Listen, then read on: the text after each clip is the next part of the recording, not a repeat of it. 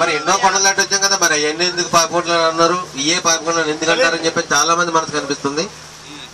అయితే ఈ పాపికొండల కథలుగా చెప్పాలంటే 2 కథలు చెప్తారండి ఈ పాపికొండలపై. కొంతమంది ఎలాగంటే శివుడి తలలో ఉండే గంగని ఏ విధంగా కిందకి దింపాలని ఒక గణేశుడి పన్నాగం వల్ల ఈ గంగమ్మ తల్లి అంటే గోదావరి తల్లిని కిందకి దింపారని అంటారు. కొంతమంది అలా కాదండి, రాజమండ్రి ఎదురుకుండా పశ్చిమ గోదావరి జిల్లా కొవ్వూరు అండి. ఆ కొవ్వూరు అనే ప్రాంతంలో పూర్వం గౌతముని ఆశ్రమం ఉండేదండి. ఆ కొవ్వూరు అనే ప్రాంతంలో గౌతముని ఆశ్రమం దగ్గర గౌతమునితో పాటు 6 మునులు ఉండేవారట. ఆ రోజుల్లో వాళ్ళకి ఆహార పంట ఎలాగంటే కాలాన్ని బట్టి వర్షాలు బట్టి వచ్చేది పంట, 3 నెలల పంట. మిగతా కాలం అంతా కూడా చుట్టుపక్కల కరువు కాటకాలు ఎక్కువగా ఉండేయట. అంటే నీరుంటేనే కదండి పంట, నీరు లేకపోతే పంట లేదు, అంటే వర్షాలు బట్టి పంట వచ్చేది. అయితే గౌతముని ఆశ్రమం దగ్గర మాత్రం నిత్య పంట ఉండేదండి. ఎందుకంటే ఆయనకు వరం ఉండేదండి గౌతమునికి. ఆయన గుప్పుడు ధాన్యం జల్లి మంత్రించి ఆయన తపస్సులోకి వెళ్ళి మళ్ళీ కలుతరి చూసేటప్పుడు కల్లా ఆ గుప్పుడు ధాన్యం పంటగా మారిపోయేదట. ఆ ధాన్యాన్ని సేకరించి ఆ కొండ ఆశ్రమం ద్వారా భోజనానికి ఉపయోగించుకుంటారు. అది కాకుండా ఆ చుట్టుపక్కల కరువు కాటకాల వల్ల చాలా మంది అతిథులు ఆ గౌతముని ఆశ్రమానికి వచ్చేవారట. అక్కడికి వెళ్తే మనకు భోజనం దొరుకుతుందని చెప్పి. అయితే ఆయన పండించే పంట ఒకసారి వండిదాకా సరిపోయేదటండి, 2 సార్లు 3 సార్లు వండిదాకా సరిపోయేది కదట. అయితే ఈ 6 మునులకి ఉండేది కదటండి. అంటే ఎక్స్ట్రా 6 మునులకు కూడా ఆశ్రమం దగ్గర ఉన్న వాళ్ళకి భోజనం ఉండేది కదట.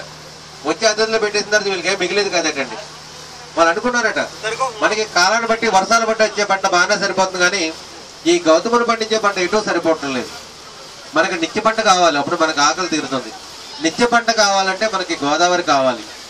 గోదావరి తేవాలంటే మన 6 వల్ల ఎవరి వల్ల కాదు, ఒక గౌతముని అవుతేనే తేగాళ్ళు. ఏం చేస్తే బాగుంటుంది, నీ 6 ఏం చేస్తారంటే రోజు వెళ్ళేట్ల గౌతముని వెళ్ళి ఇప్పుడు ధాన్యం చెల్లి ఆయన తపస్సులోకి వెళ్ళిన తర్వాత ఈ 6 ఏం చేస్తారంటే ఒక కపటావుని సృష్టించి ఒక మాయాగోవుని ఆ పంటంతా నాశనం చేయమని చెప్పేసి ఆ పంట మీద తోలేశారండి ఆవుని. అది మాయాగో వచ్చి సగం సేను వరకు మేసింది, సగం సేను వరకు నాశనం చేసింది. అంటే పంటంతా నాశనం అయిపోయింది. ఈయన తపస్సులో ఉన్న గౌతముని ఇదేంటిది ఎప్పుడు రాని కొత్తగా శబ్దం వస్తుందంటే కళ్ళు తెరిచి చూసేటప్పుడు కల్లా ఈ పంటంతా నాశనం చేస్తుంది ఆవుని.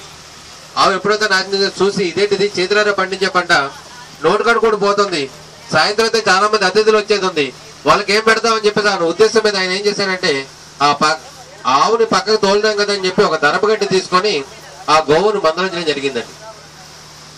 ఆ దరపగడ్డి తగిలింటే అది మాయాగోవు కాబట్టి అది మరణించిందండి. గోవు వచ్చే మహాపాపం, దాన్ని మించిన పాపం లేదు. ఏంటి ఇలా జరిగిందని చెప్పేసి ఆయన బాధపడుతున్నాడట గౌతముని. ఈ పక్కనున్న 6 మునులు వచ్చి అన్నారట, 6 కూడా గౌతముని నువ్వెంతో మంచివాడు, ఎంతో గొప్పవాడు అనుకున్నావయ్యా, కానీ ఈ రోజుని ఒక నోరు లేని జీవరాశి ప్రాణాలు తెస్తావా, అది నీకు మంచిది కాదని చెప్పేసి అన్నారట. అప్పుడు గౌతముని అన్నట, నేను కావాలని చేసింది కాదు, ఎందుకు జరిగిందో నాకు అర్థం కావటం లేదు. చేతులారే పండించే పంట నోటుకోడు కూడా పోతుంది, సాయంత్రం అయితే చాలా మంది అతిథులు వచ్చేది ఉంది, వాళ్ళకి ఏం పెడతావు, ఈ పంట అంతా నాశనం అవుతాయని చెప్పేసి అన్న ఉద్దేశం మీద నేను ఒక దరపగట్టించుకొని ఆ గోవును మందలించాను తప్ప నేను కావాలని చేస్తుంది కాదు ఈ గోవు వచ్చి అన్నాడట.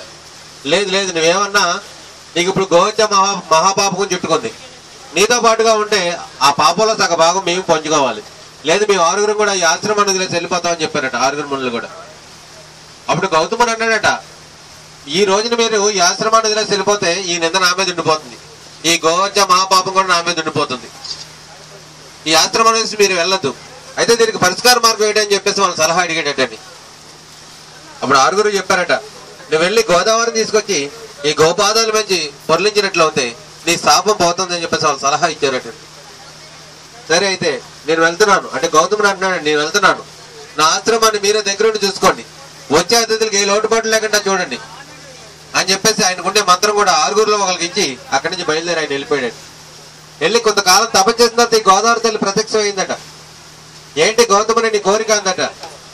అప్పుడు ఆయన అన్నాడు, అమ్మా ఇలా నేను గోవించం అవ్వడానికి గురయ్యాను, నా చేతులారా గోవుని చంపాను, నా పాపం పోవాలంటే నువ్వు వచ్చి ఆ గోపాదాల మంచి వెళ్ళినట్లు అవుతే నా శాపం పోతుంది అన్నాడు. సరే అయితే నువ్వు ముందు నేను వెనకాల వస్తాను, కానీ నేను రావట్లేదు, నువ్వు వెనక చూస్తే నేను అక్కడ వస్తాను అన్నట్టు. సరే అని చెప్పేసి గౌతముని ముందు నడుస్తున్నాడు, గోదావరి తల్లి వెనకాల వస్తుందండి. అలా భద్రాచలం పై నుంచి పాపికొండ ప్రాంతంలోకి వచ్చినప్పటికీ ఈ 2 కొండలు ఆ రోజుల్లో కలిసి ఉండేటండి. ఎప్పుడైతే హైట్ ఉన్నాయండి పాపికొండలు, ఇక్కడ 70-80 అడుగులు లోతు ఉందండి, ఇంకో 70-80 అడుగులు కిందకి వెళ్తే అంత హైట్ ఉంటాయి ఈ పాపికొండలు కూడా. ఈ కొండల దగ్గరికి వచ్చాక అనుమానం వచ్చిందండి గౌతమునికి. ఎన్నో కొండలు, ఎన్నో గుట్టలు, ఎన్నో చిన్న చిన్నవి కాబట్టి గోదావరి నైట్ వచ్చింది, చాలా ఎత్తైన కొండలు, నేనైతే ఎక్కి నడిచి వెళ్ళిపోగలను, ఈ గోదావరి నైట్ ఎలా వస్తుందని ఆయన వెనక్కి తిరిగి చూశాడటండి. గోదావరి అక్కడ ఆగిపోయిందంట. ఏంటమ్మా అన్నట్టు గౌతమిని, అదంతా నీదే వారం, దారి చూస్తే బాధ్యత అనేది, అయినా నువ్వు వెనక్కి తిరిగి చూసి నన్ను అనుమానించావు నేను వస్తున్నా రావట్లేదని. అంటే అమ్మ నువ్వు కంగారు పడి వెనక్కి వెళ్ళొద్దు, నాకు ఏదైనా పరిష్కారం మార్పుంటే చెప్పమన్నాడు. దారి చూసే బాధ్యత నీదే కాబట్టి దారి నువ్వే చూడి నీ వెనకాల వస్తాందట. మళ్ళీ ఆయన ఈ పాపికొండల పైన తపస్సు ఈ ప్రకృతితో మాట్లాడి ఈ పాపికొండలతో, అమ్మ పాపికొండలు ఇలాగ నేను చేతులారా గోవింద మా బాబాని గురయ్యాను, ఈ గోదావరిని ఆయన తీసుకెళ్ళాలి, కొంచెం ఖాళీ ఇవ్వండి అని అడిగితే ఈ పాపికొండ సత్యమారి ఒప్పుకోలేదేంటండి, మేమంతా పిల్లజాలతో అంతా కలుస్తున్నాం, రేపు పొద్దున గోదావరి వస్తే మాకు అడ్డుగోడగా నిలుస్తుంది, కుదరం అని చెప్పేటండి. 2 రోజులు బదిలాడట. బదిలాడేటప్పటికి ఈ గోదావరి కొండలాతలో పెరిగిపోతుందని రోజు రోజు కోపం వచ్చేస్తుంది ఆవిడికి. ఎన్నో కొండలు ఎన్నో గుట్టలు దాటి వచ్చాం, కానీ ఈ కొండల దారి ముందు చాలా ఇబ్బంది పెడుతున్నాయి ఈ కొండలు అని చెప్పేసి రోజు రోజు కోపం పెరిగిపోతుందంట కొండలాతలు గోదావరి తల్లి. అయితే 3వ రోజు వచ్చాడటండి. గౌతముని వచ్చి పాపికొండలతో అన్నాడు, అమ్మ ఖాళీ అంటే పెద్ద ఖాళీ కాదు, సేవ దూరం పెంచేంత ఖాళీ ఇచ్చినా పర్లేదు, సూది కానంత దారి ఇచ్చినా పర్లేదు, తీసుకెళ్ళి నా సామాన్ని పోగొట్టుకుంటామని చెప్పాడు గౌతముని. సరే పాపికొండలు ఆలోచించి సేవ దూరం పెంచవే కదా, సూది కన్నంత దారే కదా అడిగాడని చెప్పేసి కొంచెం ఖాళీ ఇవ్వడం జరిగిందట. ఎప్పుడైతే ఖాళీ ఇచ్చే పాపికొండలు చాలా కోపంగా ఉందమ్మా కొండలాతల గోదావరి తల్లి మొత్తం 2 కొండలు బదలు కొట్టుకుంటూ బయటకు వచ్చేస్తుందట. వచ్చి రాజమండ్రి ఎదుర్కొంటున్న కొవ్వూరు గోపాదాలు తడిపి దొరుకుతున్న గోదావరి ఉప్పకు పొరలేస్తుందట. ఆయన అనుకుంటున్నాడండి, ఇదేంటిది నా శాపం బాగుంటుకుంటే దాన్ని తీసుకొచ్చాను గోదావరిని, ఇది ఉప్పకు పొరలేస్తుంది అనేప్పటికీ ఈ చాటు నుంచి 6 ముళ్ళు వచ్చి అన్నారట, గౌతముని ఇక్కడి నుంచి నువ్వు గోదావరి కోసం కంగారు పడుతున్న అవసరం లేదు, నువ్వు ఒక్కడే మీ 6 మొత్తం 7 బయలుగా తీసుకెళ్దామని చెప్పి ధవళేశ్వరి మీద 7 బయలుగా చీలికలు అంటారండి గోదావరి. అయితే గౌతముని తీసుకొచ్చారు కాబట్టి గౌతమి గోదావరి గాను, ఆయన ఈ పాపికొండల పైన తపస్సు చేశారు కాబట్టి ఈ పాపికొండలుగా చెప్తుంటారు.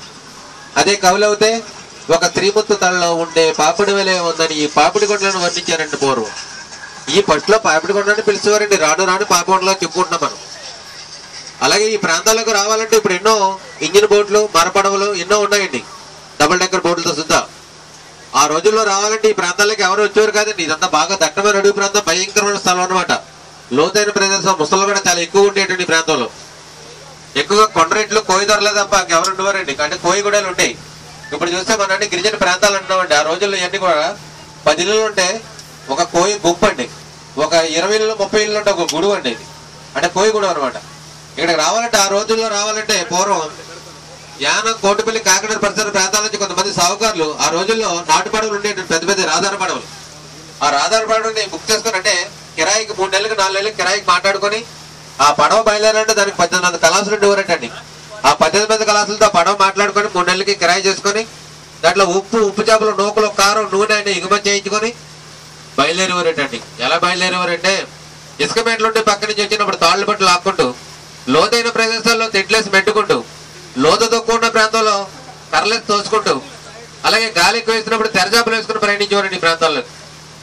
అయితే ఇక్కడ ఊరుంది, అయితే గిరిజన ప్రాంతాల్లో ఎంటర్ అవుతున్నావు పోలారం అనే ప్రాంతంలోకి వచ్చినడికి ఒక కోయి భాష తెలిసిన వ్యక్తిని ఎక్స్ట్రా ఏదాన్ని పెట్టుకుంటేవారట. ఒక కోయి భాష తెలుసు అంటే 18 కళాసులతో పాటు ఆయన ఎక్స్ట్రా పెట్టుకునేవారట. సరే అని చెప్పేసి ఇక్కడ ఊరు కనపడుతుంది, ఇక్కడ ఆగుదాం అనే పడవ ఆగేటప్పుడు అక్కడ ట్రైబల్ వాళ్ళు ఏం చేస్తారంటే ఈ కొండరెట్లు వాళ్ళ దగ్గర ఉన్న అమ్ములు పట్టుకొని అంటే బాణాలు పట్టుకొని చెట్లు పక్కన నెక్కువారటండి, వచ్చినట్టు వేసేద్దాం అని చెప్పేసి.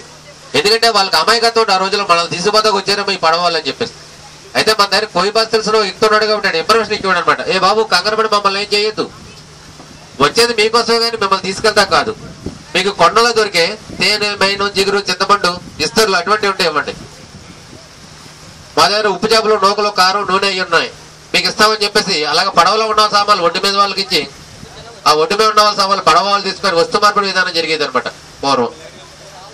అలాగే లేట్ అవుతుంది చీకటి పడుతుంది ఊరు వెళ్ళాలంటే అడ్డీ కాకుండా అయిపోతామని ఈ కొండల పక్కన ఎక్కడైనా తాళ్ళు వేసి కట్టేసుకున్న పడవ అక్కడ ఆఫ్ చేసినట్లయితే రాత్రి 10:30-11 గంటల కాటి ఈ కొండల పైన అనేక రకమైన శబ్దాలు వచ్చేటండి. ఎలాగంటే పెద్ద పెద్ద తాళాలతో భజనలు చేస్తూ డోలక్కులు కొడుతూ అనేక రకమైన బాస్తుల్లో కోతల్లో పాటలు వినిపించేటండి కొండల పై నుంచి. ఎందుకంటే లోతైన ప్రదేశం ఎత్తైన కొండలు జనాలు లేని ప్రాంతం కాబట్టి ఈ ప్రాంతాన్ని ఎక్కువగా దేవకంజనముళ్ళు ఎంచుకునేవారంటే పూర్వం. అలాగే పడవలు వెళ్తున్నప్పుడు ఓంకార శబ్దాలు కూడా వినిపించాడు ఈ ప్రాంతంలో. అయితే ఈ పడవలో పడుకున్న వాళ్ళు జడిసిపోయేవారండి. ఎప్పుడైతే నైట్ 10 అయిన తర్వాత ఈ డ్యాన్సులు పాటలు ఎప్పుడైతే వినపడుతున్నాయి డెవలప్లతో శబ్దాలు, ఎందుకంటే నారాయణ మనం ఎక్కడ ఆఫ్ చేస్తాం, మనం తెల్లవారుదాకా ఉంటుండే లేకపోతే మనం లేనట్టు అని చెప్పి జడుతూ పడుకునేవారట. ఎందుకంటే వాళ్ళు కంట్లో పడితే వీళ్ళు చెట్ల కింద రాళ్ళ కింద చెప్పించేసేవారటండి దేవకంజలు గురులు కూడా. అయితే ఇప్పుడు జనసంచారం ఎక్కువ పెరిగిపోయిందంటే దేవకంజన ఊళ్ళో ఎవరో కనపడట్లేదు. మనం ఆటలైనా ఆడుకోవచ్చు, పాటలైనా పాడుకోవచ్చు. అలాగే మన రైట్ సైడ్ లో కనపడుతున్న గ్రామం కొల్లూరు అండి. ఒకప్పుడు ఖమ్మం జిల్లాలో మొట్టమొదటి విలేజ్ కొల్లూరుగా చెప్పుకోవాలి దీన్ని. అయితే రాష్ట్రాలు విడిచిన తర్వాత 7 మండలాలు మళ్ళీ తూర్పుగోదావరి జిల్లా, పశ్చిమ గోదావరి జిల్లాలోకి వచ్చిన తర్వాత ఇది తూర్పుగోదావరి జిల్లాగా చెప్పుకోవచ్చు. ఇక్కడే కదండి భద్రాచలం దాటి వరకు కూడా తూర్పు పశ్చిమ గోదావరి జిల్లాగా చెప్పుకోవచ్చు. రైట్ సైడ్ లెఫ్ట్ సైడ్ కూడా కాదండి. ఇక్కడ ఎవరు దిగొద్దు. ఇక్కడ మా గుమస్తా గారు దిగుతారండి. మనం ఎదురుకి వెళ్ళాలి, ఇంకా కొంచెం ముందుకు వెళ్ళాలి విశ్వసం ఆలయానికి.